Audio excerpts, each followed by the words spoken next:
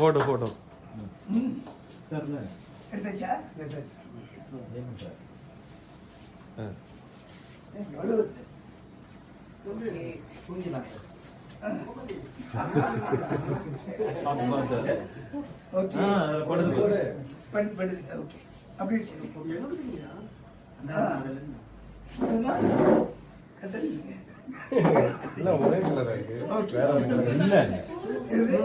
ஒரே சாலையை போட்டாங்க.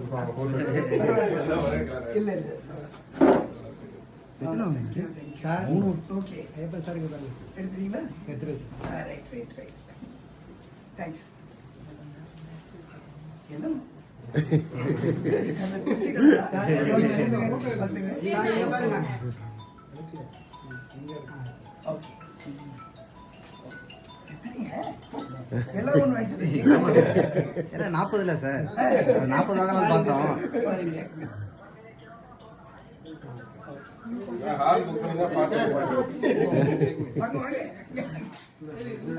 தேங்க்ஸ்.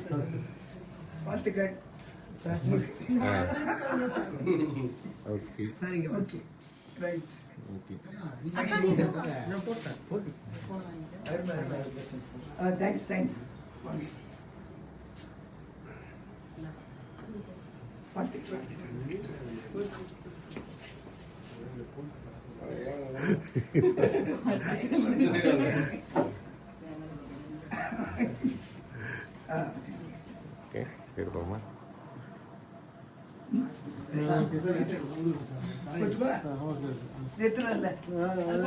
போட்டுட்டே விட்டுங்க சார்.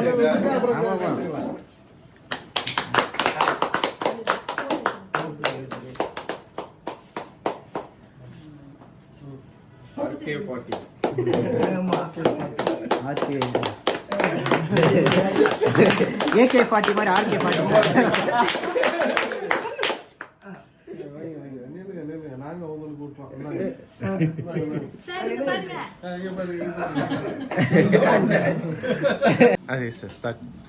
அன்பார்ந்த வழக்கறிஞர்களே, இது நேற்றுடன் நமது மனித உரிமை போராளி வழக்கறிஞர் மு. ராதாகிருஷ்ணன் அவர்கள் வழக்கறிஞராக பதிவு செய்து 40 ஆண்டுகள் ஆகியிருக்கிறது. முதலிலே அவர் ஈரோடு மாவட்டத்திலே நீதிமன்ற பணியாற்றி, நீதிமன்ற ஊழியராக பணியாற்றி, அதற்கு பின்பு IMI குஜராத்திலே வேலை செய்து அதே போல் அங்கிருந்து படித்து குஜராத் உயர் நீதிமன்றத்தில் ஸ்டெனோவாக வேலை செய்து, அதன் பின்பு அங்கு வழக்கறிஞராக படித்து வழக்கறிஞர் பணி செய்து, அங்கிருந்து அதன் பின்பு சென்னைக்கு சென்னையில் ஒரு முத்திரை பதிக்கக்கூடிய சிறப்பான வழக்கறிஞராக, மூத்த வழக்கறிஞராக பல்வேறு வழக்குகளிலே, மனித உரிமை சார்ந்த வழக்குகளிலே, ராஜீவ்காந்தி வழக்கு உள்ளிட்ட பல்வேறு மனித உரிமை வழக்கிலே, பல்வேறு பொதுநல வழக்குகளிலே, கூடங்குளம் உள்ளிட்ட பொதுநல வழக்கிலே கிட்டத்தட்ட 140க்கும் மேற்பட்ட பொதுநல வழக்குகளிலே ஆஜராகி திறம்பட வழக்காடி இன்றைக்கு 40 ஆண்டுகளை நிறைவு செய்திருக்கிறார்.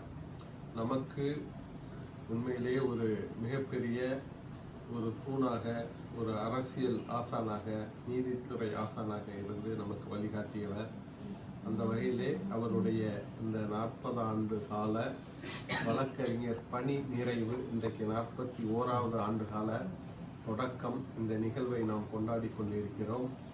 ஆகவே தன்னுடைய காலத்தில், தன்னுடைய இந்த வழக்கறிஞர் பணி காலத்தில் நம்மளுடைய சீனியர் வழக்கறிஞர் சந்தித்த பல்வேறு வழக்குகள் அல்லது எப்படி எல்லாம் ஒரு வழக்கறிஞர் திறம்பட செயல்பட வேண்டும் என்பது தொடர்பாக தன்னுடைய கருத்துக்களை இப்போது நம்மிடம் பகிர இருக்கிறார். அவரை முதலிலே அனைவரும் கைதட்டி அவருடைய 40 ஆண்டு நிறைவு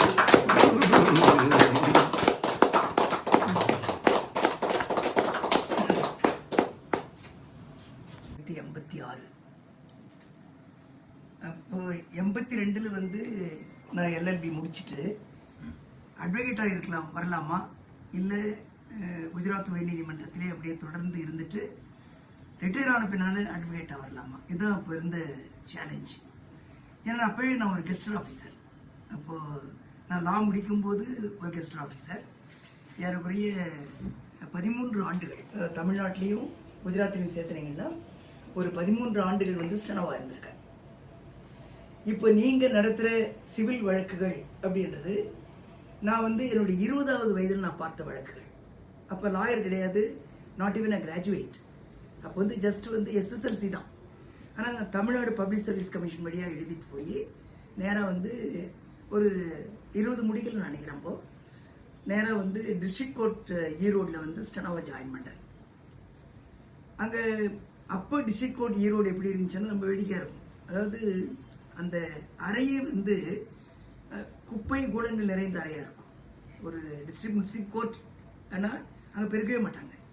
டிஸ்ட்ரிக்ட் கோர்ட்ன்றது ஓரளவு பெருக்குவாங்க, பெருக்கி இது பண்ணுவாங்க.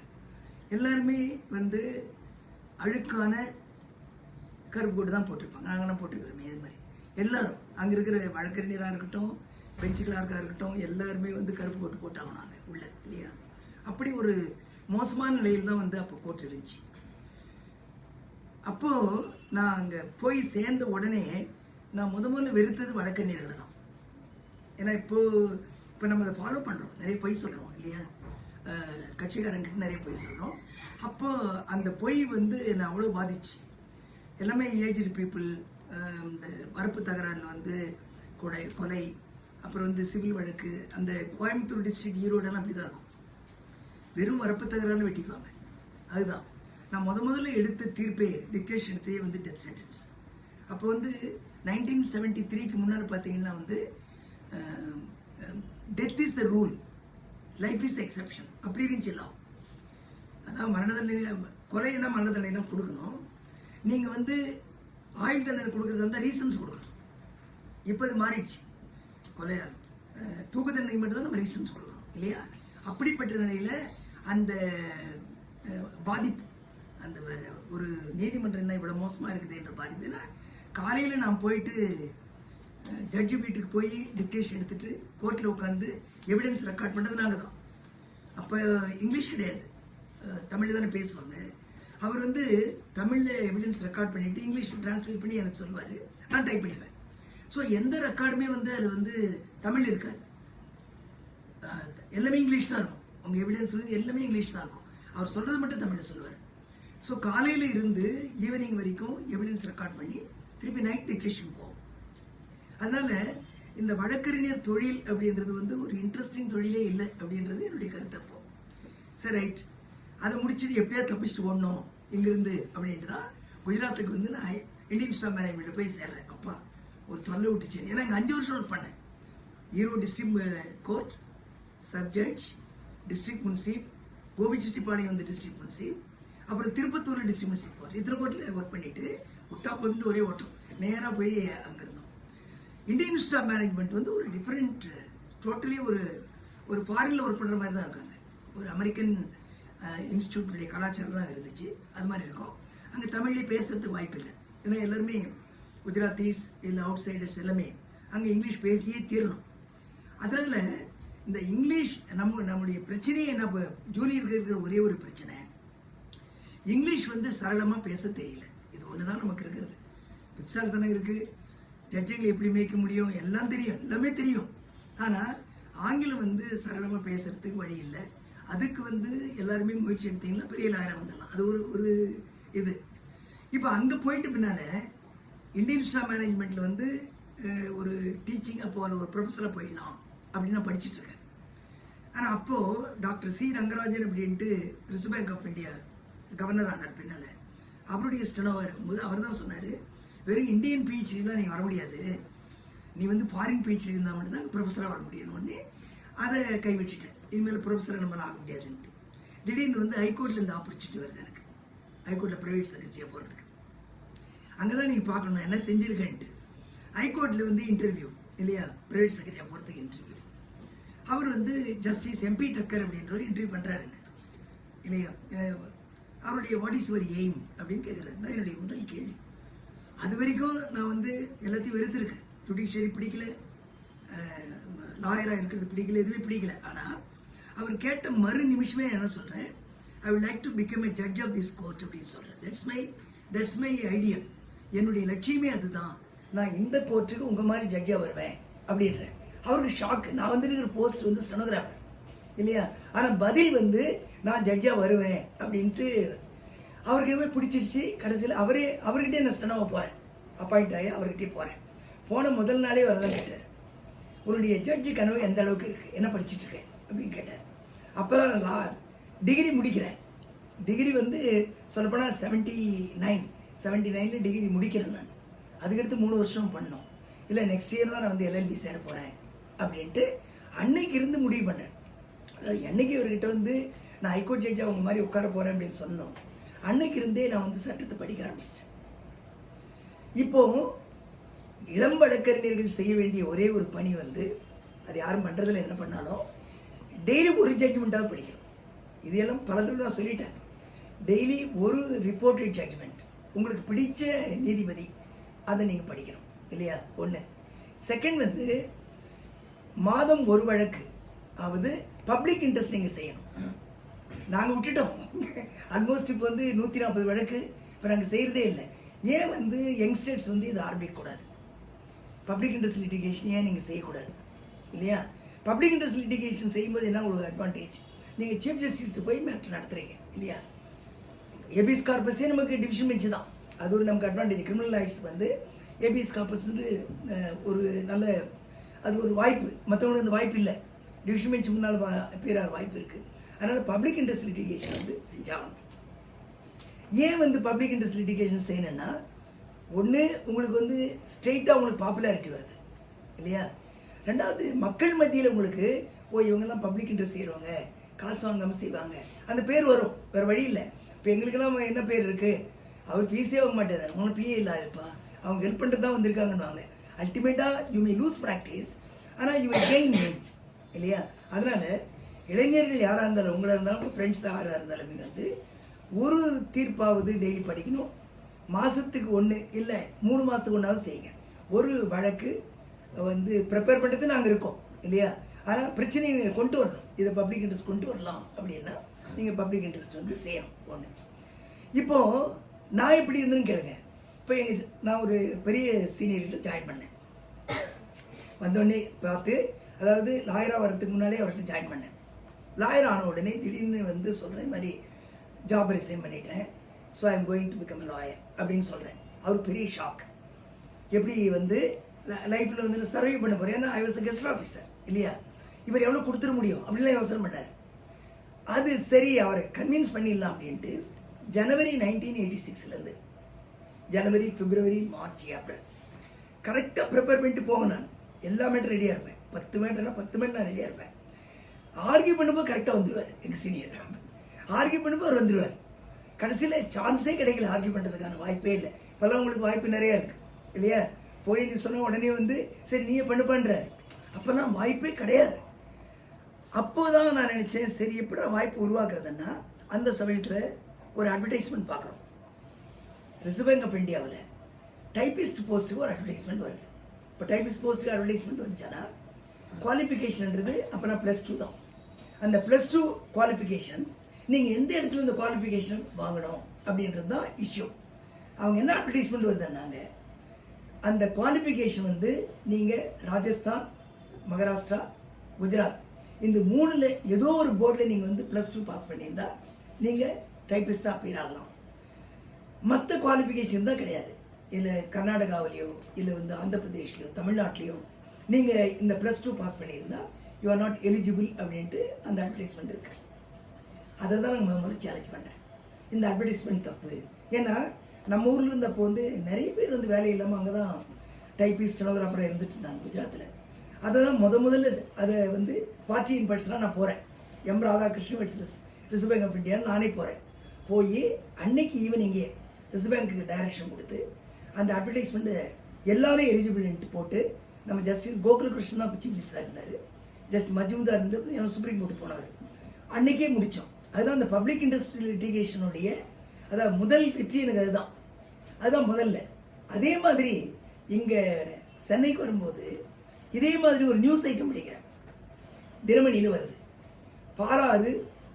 பாலாறு ரத்த நிறமாக உள்ளது. ஒரு பெரிய ரிப்போர்ட். பாலாற்றில் நீர் வந்து முழுக்க கலர்ஃபுல், அதாவது சிகப்பா இருக்கு, ரத்தமா இருக்கு, பல வகையாக எழுதுனாங்க. அப்போ இருக்கு, இது காரணம் வந்து உள்ள பொல்யூஷன், சாய தொழிற்சாலை அப்படின்ட்டு ஒரு பெரிய ரிப்போர்ட் வருது தினமணியில். நாங்கள் அப்போ தினமணியில் வந்து சரி இதை வந்து எடுக்கலாம், பப்ளிக் இன்ட்ரெஸ்டாக எடுக்கலான்ட்டு எடுத்து, அப்போ ER லக்ஷ்மணன் சம்பத் அப்படின்ட்டு சம்பத்தை உட்கார வெக்கேஷன் கோர்ட் 17,000 பேர் பாதிப்பு. அதாவது பாலாறு பக்கத்தில், காஞ்சிபுரம் பக்கத்தில் நீங்கள் கிணறு வெட்டினீங்கன்னா அந்த கிணத்துல இருக்க தண்ணீர் வந்து சிகப்பாக இருக்கு. அப்புறம் இறையன்பு கூப்பிடுறாங்க. இறையன்பு தான் அங்கே டிஸ்ட்ரிக்ட் கலெக்டர். அவர் வந்து மண் வெட்டி எடுத்து வெட்ட ஆரம்பிக்கிறாரு. எங்கே பார்த்தாலும் அந்த சிகப்பு தண்ணி தான் வருது. என்ன பண்ணுறதுன்னு தெரியல. இறையன்பால் ஒன்றும் செய்ய முடியல. நான் வந்து இந்த ரிப்போர்ட்டை படித்து நேராக வந்து ஒரு பப்ளிக் இன்வெஸ்டிகேஷன் போடுறோம். இந்த 250 சாய தொழிற்சாலையை இமிடியேட்டாக எஃப்ளூயன்ட் பிளான்ட்னு ஒன்று இருக்கும். அந்த சாய தொழிற்சாலையை சுத்தம் செஞ்சு அதை வந்து வேறு வெளி திருப்புவாங்க. அந்த எஃப்ளூயன்ட் பிளான்ட் வந்து எஸ்டாப்ளிஷ் பண்ணணும். அதுக்கு இவர்கிட்ட நம்ம ER லக்ஷ்மணன் பெஞ்சுக்கு 5வது ஐட்டமாக வருது. இது மாதிரி தான் மடிச்சு விட்டு போவேன். இப்போ நான் ஃபுல் இது இல்லை, பார்ட்டி இன் பர்சனாக போகும்போது ஓட்டுக்கிட்டலாம் கிடையாது. போய் நிற்கிறேன். 5வது ஐட்டம் கூப்பிடுறாரு, பேசுகிறேன். இது மாதிரி 17,000 பேர் அஃபெக்ட் ஆகிருக்காங்க. இது வந்து immediately issue notice to the pollution control board. அவர் வந்து என்ன சொல்கிறாரு, எல்லா லாயரையும் கூப்பிட்டு நியூஸ் பேப்பர் ரிப்போர்ட் வச்சுட்டு ரிப்பீட்டேஷன் வில் நாட் லை அப்படின்னு நான் ஜட்மெண்ட் எழுதியிருக்கேன். யாருக்காவது தெரியுமான்னு கேட்குறாரு. சோமயாஜி இருக்கார், அப்போ அவர் சீனியர் லாயர். அவர் கேட்குறாரு, நீங்கள் எழுதியிருக்கீங்க ஆனால் எங்கே ரிப்போர்ட் இருக்குன்னு தெரியாதுன்றாங்க. எல்லாருமே அப்படி சொல்லிடுறாங்க. உடனே அவர் என்ன பண்ணுறாரு, இப்படி எடுத்து டிஸ்மிஸ்ட் அப்படின்னு போடுறாரு. இது அப்படி போடுறாரு, டிஸ்மிஸ்ட் அப்படின்றாரு. நான் சொன்னேன், நீங்கள் டிஸ்மிஸ் பண்ணுறது உங்களுக்கு ரைட் இருக்குது, no problem, but you give me reasons, I would like to approach the supreme கோர்ட்னு சொல்கிறேன் அவர்கிட்ட. அப்புறம் திருப்பி எடுத்துக்கிட்டார். உடனே கையில் எடுத்துக்கிட்டு, by the way what are you doing அப்படின்னு என்ன கேட்குறாரு. நான் வந்து ஐம் ப்ராக்டிசிங் லாயர் அப்படின்னு. அது நீ முதல்ல சொல்லிடணும். ஓகே நோட்டீஸ் அப்படின்னு ஆர்டர் பண்ணுறாரு. ஏன்னா சொன்ன உடனே நோட்டீஸ் ஆர்டர் பண்ணி என்ன நடந்துச்சு பாருங்க. அதாவது விதின் 3 months 250 சாய தொழிற்சாலையும் சுத்தம் செய்து எஃப்ளூயன்ட் பிளான்ட் அமைச்சு உடனே அந்த ரிப்போர்ட் சப்மிட் பண்ணாங்க. அந்த ரிப்போர்ட் நம்மகிட்ட இருக்கணும். அது அதனால ஒரு பப்ளிக் இன்ட்ரெஸ்ட் லிட்டிகேஷனால என்ன நடக்கும் அப்படின்றது வந்து இளைஞர்கள் எவ்வளோ ஒர்க் இருந்தாலும் சரி, நான் என்ன சொல்றேன்னா ட்ரை பண்ணுங்க. ஒரு public interest litigation at least monthly வந்து செய்யணும், பார்க்கலாம் பிப்ரவரியா சரிங்கன்ட்டு.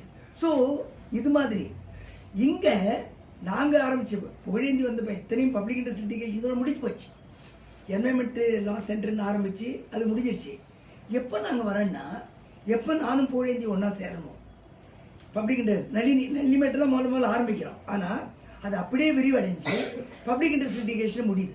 இன்னைக்கு வந்து தமிழ்நாட்டில் நான் ஆகட்டும் புகழேந்தி ஆகட்டும் எல்லாருக்கும் தெரியுங்களே, எங்களுக்கு தெரியாதவங்களே இருக்க முடியாது, வாய்ப்பே கிடையாது இல்லையா? ஏன்னா கண்டினியூஸ்லி இந்த பப்ளிக் இன்ட்ரெஸ்ட் லிட்டிகேஷன் வந்து உங்களுக்கு கொடுக்குற பப்ளிசிட்டி ஒன்று, நம்ம எடுக்கிற காசு ரொம்ப இம்பார்ட்டன்ட் மேட்டர். எல்லாமே வந்து மனித உரிமை மீறல்கள் தான் நம்ம எடுத்தோம் முழுக்க.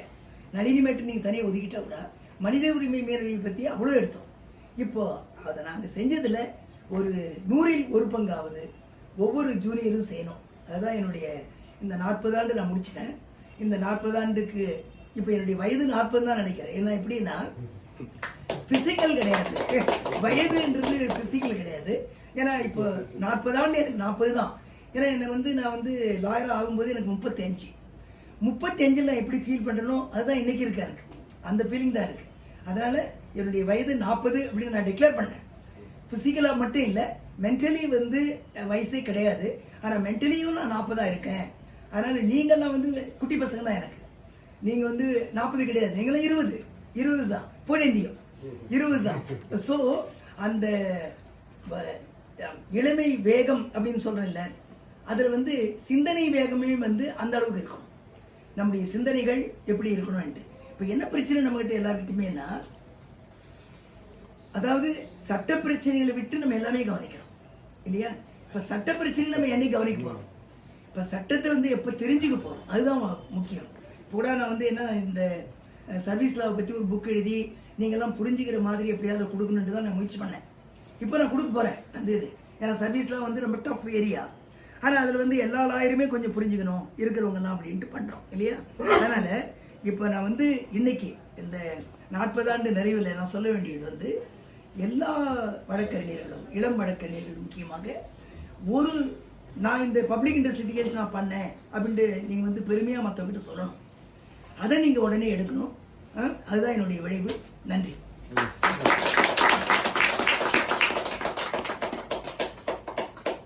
அடுத்த வருஷம்